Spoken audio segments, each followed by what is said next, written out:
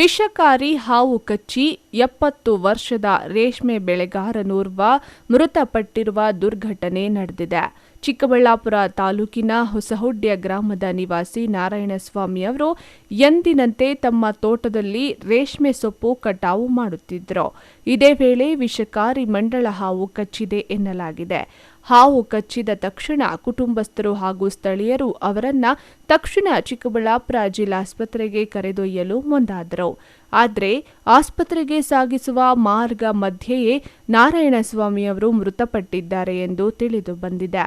ಘಟನೆ ಕುರಿತು ಮಾಹಿತಿ ತಿಳಿಯುತ್ತಿದ್ದಂತೆ ಕುಟುಂಬದಲ್ಲಿ ಆಕ್ರಂದನ ಮುಗಿಲು ಮುಟ್ಟಿದೆ. ನಮ್ಮ ಹೆಸರು ಸುಧಾಕರ್ ಅಂತ, ಹೊಸಹುಡ್ಯ, ಚಿಕ್ಕಬಳ್ಳಾಪುರ ಡಿಸ್ಟಿಕ್ಕು. ಅವ್ರು ನಮ್ಮ ತಾತ ಆಗಬೇಕು. ರೇಷ್ಮೆ ಸೊಪ್ಪು ಕೊಯ್ತಾ ಇದ್ವಿ ಬೆಳಗ್ಗೆ. ಅವಾಗ ಸಡನ್ನಾಗಿ ಹಾವು ಬೈಟ್ ಆಗಿತ್ತು. ಸೊ ಕರ್ಕೊಂಡು ಬರುವಾಗ ಆ ಥರ ಡೆತ್ ಆಗಿದೆ ಅಂತ ನಮಗೆ ಇಂಟಿಮೇಷನ್ ಕೊಟ್ಟರು. ಅದು ಹಾವು ರೆಸರ್ವ್ ವೈಪರು, ಮಂಡ್ರ. ಹೌದು, ಮಂಡ್ರ ಹಾವು.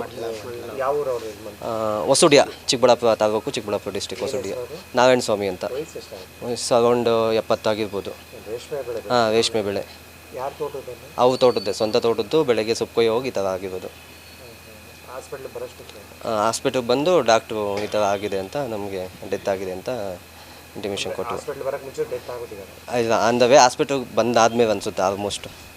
ಇನ್ನು ಮಳೆಗಾಲದಲ್ಲಿ ಹೊಲ ಗದ್ದೆಗಳು ಹಾಗೂ ತೋಟಗಳಲ್ಲಿ ಹಾವುಗಳ ಸಂಚಾರ ಹೆಚ್ಚಾಗುವ ಸಾಧ್ಯತೆ ಇರೋದ್ರಿಂದ ಕೃಷಿ ಕೆಲಸ ಮಾಡುವವರು ಮುನ್ನೆಚ್ಚರಿಕೆ ವಹಿಸಬೇಕು ಹಾಗೂ ತೋಟಗಳಲ್ಲಿ ಕೆಲಸ ಮಾಡುವಾಗ ಬೂಟು ಧರಿಸುವುದು, ಕೈಗವಸು ಬಳಸುವುದು ಸೂಕ್ತ ಎಂಬುದು ನಮ್ಮ ಕಳಕಳಿ. ಕ್ಯಾಮರಾ ಪರ್ಸನ್ ಪ್ರವೀಣ್ ಜೊತೆ ಕಳವಾರ ಅರುಣ್, MMTV ನ್ಯೂಸ್, ಚಿಕ್ಕಬಳ್ಳಾಪುರ.